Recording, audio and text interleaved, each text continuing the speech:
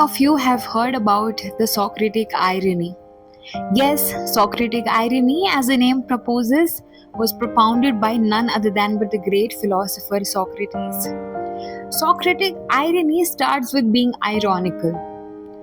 Although I have a lot of knowledge, but I pretend that I do not know anything. What's the purpose behind it? Why do I pretend to not know anything? It is to make the other person aware and to reveal about the inconsistency in his own knowledge. It starts by asking a question that I do not know about is what I pretend to be, but I actually have a lot of knowledge of that object. I become a listener, and it is by becoming a listener do I gather knowledge. And someone who listens definitely acquires more knowledge than someone who talks. So I pretend that I do not know anything and I let the other person speak about it.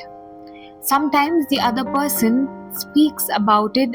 That person might have a lot of knowledge on it or might not have a lot of knowledge on it, but would pretend that he actually holds good amount of knowledge on the subject. It is then that I question. And by questioning, the other person would then realize the inconsistency in his knowledge that, oh, maybe this person is right because I have pretended that I do not know anything, but I actually hold a lot of knowledge on that subject. The other person would then agree with me that yes, maybe you are right, but still would be very proudy and boastful of his knowledge and would say no, but also what I'm saying is also true. It is then that I counter question for the third time, and the person would then realize that maybe I didn't have a lot of knowledge. Having superficial knowledge about something and thinking that you know a lot about something does not really mean that you have in-depth knowledge of that subject. And it is constantly by counter questioning that Socrates or the Socratic irony makes the other person realize the inconsistencies and the loopholes in his knowledge.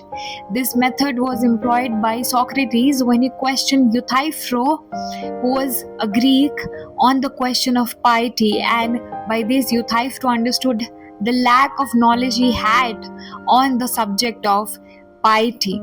I hope that you and I also employ Socratic irony to anyone with whom we want to make him realize the inconsistency or loopholes knowledge and read him make more about that subject.